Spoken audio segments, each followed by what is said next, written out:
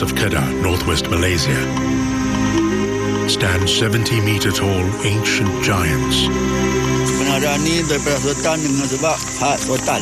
Bila ada surat ni boleh masuk bila masak.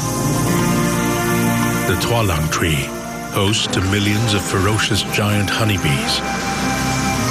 Kita rehat, kita buat makan untuk malam kan. Sebab pemalam kita nak buat kerja yang teruk lagi. Wah, ya! Once a year, these villagers undertake a dangerous ritual. They risk life and limb ascending these trees. Oh, di mana? Under cover of moonless night,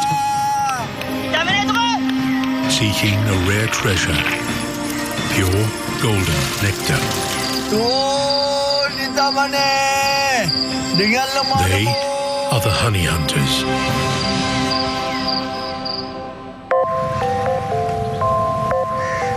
Kedah, North Malaysia, is known as the nation's rice bowl. For centuries, the villagers here have farmed these fertile plains, growing more than a third of Malaysia's rice. In the village of Malau, there's a farmer with a unique skill. Pak Teh is a revered patriarch of the community. Today, Pak Teh has organized a village get-together. In this close-knit society, everyone pitches in to help prepare a village feast, especially for Pak Teh, for he is a local hero.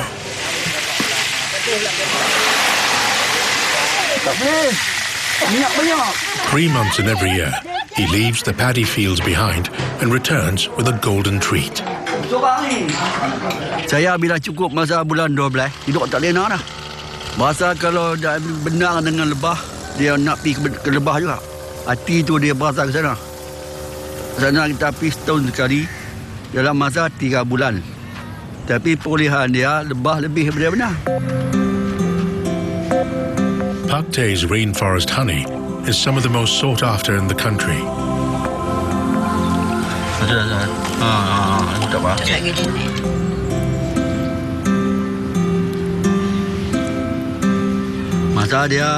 Masa pagi, kalau awal lagi, dia tak boleh isi. Dia naik lagu ni, penuh botol.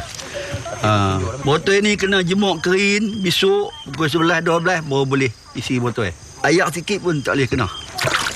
Okey, Pak Teh. Tolong kita. Ya, tak apa. Ni macam kita bubuh baru lah ni baru bubuh. Dia naik, kemudian kita berhenti. Besok kita sambung balik. Dia naik, bubuh dia tak naik lah. Bukan boleh buang bus itu, kena buang macam. Tuang balik sana. Botol lem, botol kaca tak boleh isi. Botol plastik semua habis jana. Jangan aja.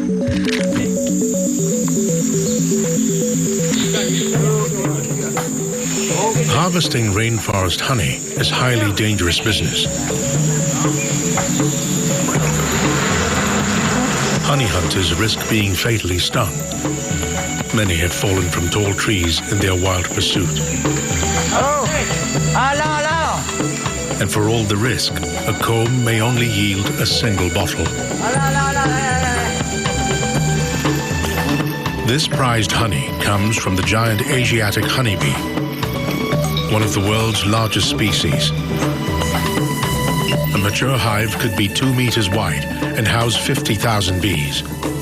They pollinate a whopping 50% of the rainforest.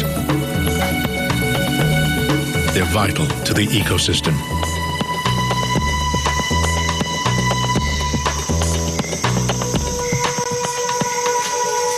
For Pak Teh, traditional honey hunter, another hunting season begins.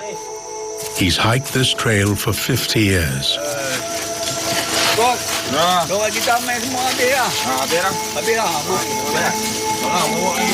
These are some of the oldest rainforests in the world, a treasure trove of biodiversity.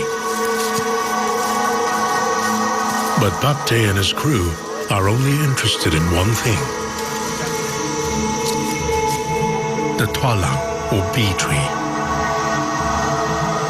Up to 70 meters tall, with a slippery, smooth trunk, the tualang, is virtually impossible to climb. Even if he succeeds, the honey hunter will face millions of hostile giant bees.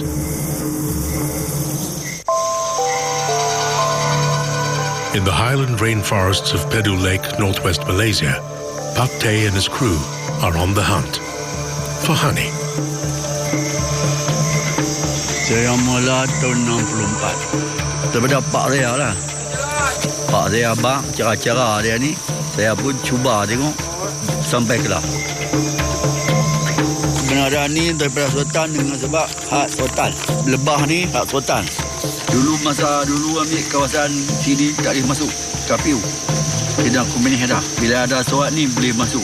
Bila masa. Dulu mula-mula kawan-kawan campur adik-beradik sama lah. Lebih kurang 25 orang. Lepas tu mereka sudah meninggal habis. Last saya ambil pula orang baru ni. Yang kawan beradak, adik-beradik, cucu semua ada lah ni. Pak Teh climbed his last bee tree when he was 80 years old. Now 84, he directs operations from below. His two grandsons, Nizam and Shuko, will undertake the dangerous tree climb. The honey hunters are not the only ones with bees on their mind. Malaysian entomologist Professor Matzeh Madan is a leading expert on the giant Asiatic bee. He's been monitoring the bees of these forests for more than 25 years. Part of his research is mapping out the distribution of bee trees in the area. There are dozens of bee trees here, and it doesn't take long to track them down. Okay, let's have a look here. That's a few colonies on the bee tree. For a honey hunter, this would be a motherlode. For the honey hunters, the best way to find colonies around is they have to go to water source in the forest. When they see water sources like this, they see bees, they know that the bees are within 100 meters from the water source. And once in this position, you just look out for one of the tallest trees around here, and it doesn't take long. I think the tree emergent, the bee tree will be noticed within the less than 100 meters. Okay, Mehdi, what is our GPS reading here? I think, okay, how many satellites? Already we have 4. 4. That would be good enough for accurate reading. Okay. What we are trying to do here is to locate coordinates of the bee trees in the Perdu Lake area. Next thing is to want to collect samples from the workers as well as the drones. We are monitoring the yield, the colonies, as well as the activity of the honey hunters. Deeper in the forest, the honey hunters have found their bee trees. Tarik. For the next few days, this will be home. The first 2 days are spent preparing for the climb, including starting work on the tree ladder. The lives of the climbers will depend on it. Alat dia, tali, palung, bintang. Bintang tu daripada akak kayu. Daripada akak wartawan, dia panggil bintang. The torch is made from jungle vines. When set alight, they burn and fall as glowing embers, attracting the bees, which follow them down to the ground. An old friend arrives at the campsite. Assalamualaikum. Waalaikumsalam. Baru mari lah. Inilah dia. Berapa orang mari? Ni, Mehdi. Oh, Daripada Iran. daripada Iran. Saya rasa sopan anak saya dia dah. Dia tanya cara-cara nak ambil ya. Kemudian dia pun nak tengok macam mana saya naik, macam mana. Kat online tak boleh. Rata-rata api dah. Sampai Kedah. Okay, that is the first choice. What would be our choice? Information that I gathered from Pak Teh helps me to make corrections to my concept or the bee trees. I can get a better insights about the bee trees, the bees, the bee eaters, some of the flora fauna surrounding the bee trees. That information is available to me because he seen it so many years from so many bee trees. Dia tak naik. Saya yang naik. Dia tak penat. Saya yang penat. Komen? Apa lagi? Tak ada apa nak kata dah.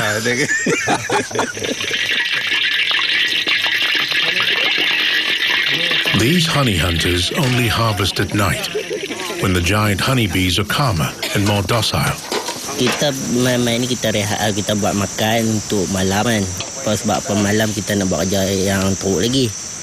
Masing-masing ambil lah rehat yang cukup. Kira lautan. Kira lautan. It's a quiet, reflective time. Saya mula daripada tingkatan 3. Saya dulu ni, saya duduk bawah je, saya tak naik atas. Baru 2-3 tahun ni, saya naik atas pun. Saya dengan syukur ni berani bau di atas. Kalau kata 2 orang, saya bagi kat dia. Bila saya minta, dia bagi. Kalau saya tak ada dia, macam tak apa nak lengkap lah. While the honey hunters dream of the bounty ahead, the professor is concerned about what his data shows. Honeybee populations are declining. He attributes this to climate change. Without bees to pollinate the flowers, trees won't fruit. This impacts the survival of wildlife. I've been visiting this bee tree for more than 25 years. It has been dwindling over the years, and the issue here is looking at elements of sustainability with regard to the honey hunting, which is now facing a change that is affecting their behavior and also the honey hunters too. Nevertheless, when night falls, the honey hunters will reprise an ancient ritual. It will take several hours to scale the giant tualang tree, where millions of ferocious sentinels await.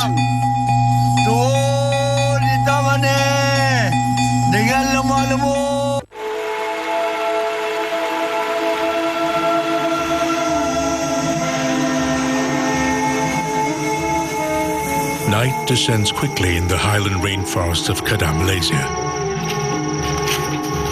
The honey hunters, laden with their climbing gear, approach the giant bee tree. Their dangerous night's work is about to begin.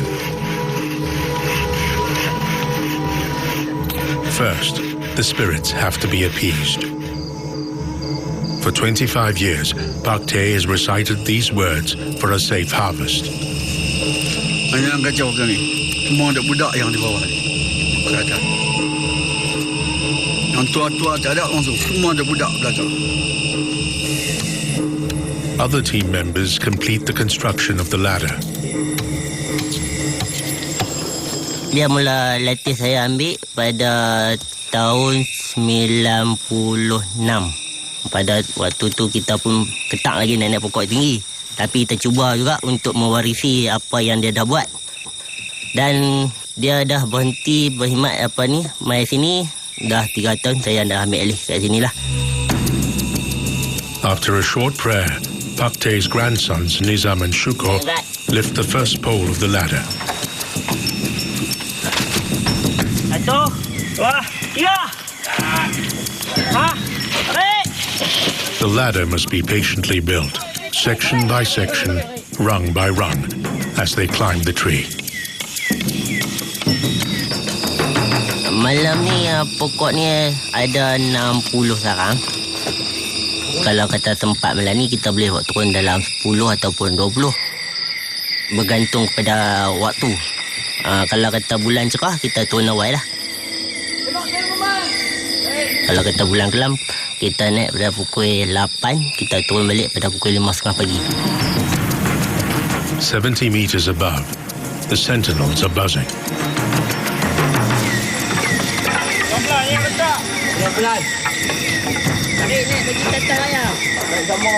And down below, the old hand, Pak Teh, is consulted. Teh di kanan lah. Lepas tu kiri. Nanya hak bau lagi, dia ada sebelah kanan dulu mula-mula.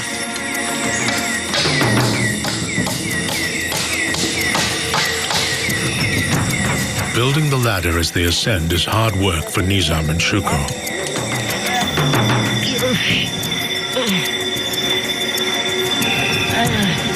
After 3 exhausting hours, they reach the top.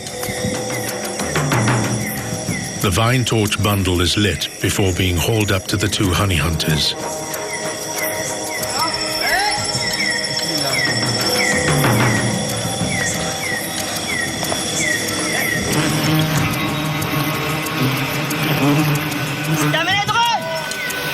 Brushing the smouldering torch bundle against the hive, Nizam swipes the bees off the comb and sends a shower of glowing embers down to the ground. Turun di taman ni dengan cahaya bintang. The dazed but infuriated bees charge after the fiery cascade. Pak Teh encourages them down in a ritual chant passed down by his forefathers. The bees follow the glowing embers down to the ground, where they will remain till sunrise. This is why harvesting is done on moonless nights. A bright moon would lead the enraged bees back up to the hive. With most of the bees safely off the hive, the harvest begins.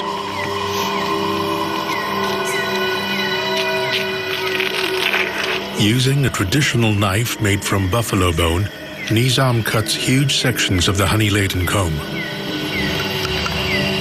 These fully matured combs could yield up to 10 kilos of honey.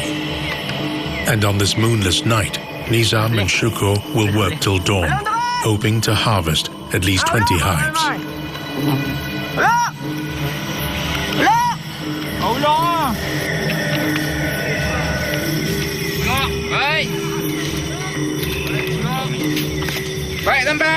There are few jobs more exhausting or more dangerous, but for Nizam, it's well worth the labor. Aktiviti ni kepuasan pun dapat, hasilnya pun berbaloi. Sebab apa? Kita buat ni cuma 1 tahun sekali saja. Habis pada tu kita akan balik kampung, buatlah kerja kat kampung. This rainforest honey is regarded by some connoisseurs as the best in the world. The bees sup nectar from over 180 different flowering trees, infusing the honey with unique flavors. But it's the bees that are of greater interest to Professor Madze. Mana anak tadi tu? Anak atas. Atas. So we want to find out from the colonies whether they are related or not, genetically related or not between the one and the next. And we have already collected 4 colonies now. If the bees are related, it could provide vital clues to their migration patterns. After all these years, we never fail to come back to the same tree together with Pak Teh, and I feel like I'm a member of the family. And to me, being a scientist and Pak Teh being the honey hunter, that he represents the tradition, I represent probably the science. It's a nexus between science and tradition. For the honey hunters, this is the favorite part of the ritual. First taste is the sweetest. Work continues through the night, tradition faithfully upheld. Pak Teh's moonless serenade echoing through the forest.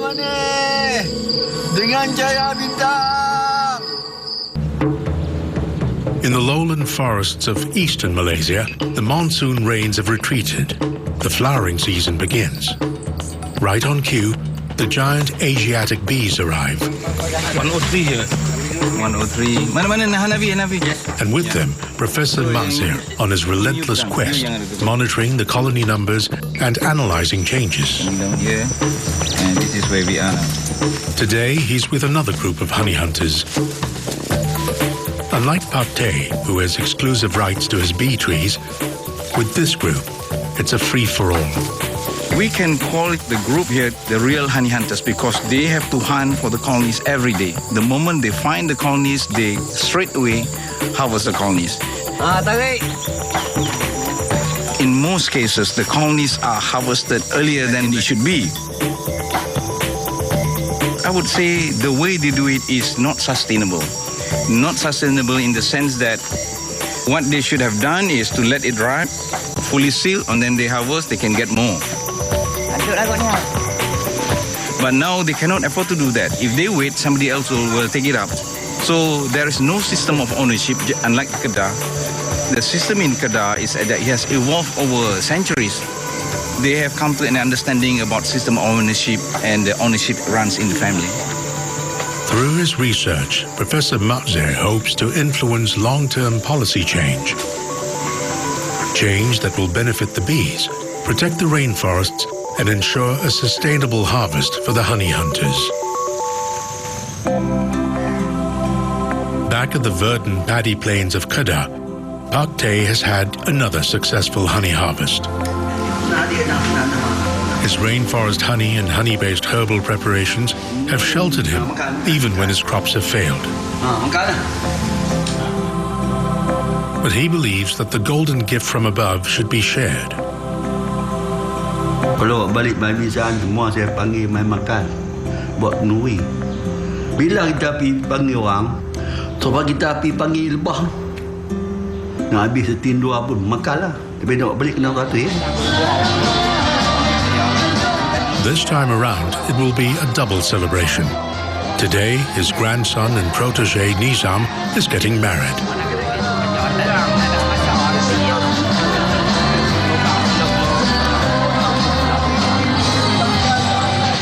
Saya dah ambil alih ni sejak tahun 2000 je. Hak yang mana Wan bagi tu, saya akan gunalah. The wedding marks a new chapter for Nizam and also for Pak Teh.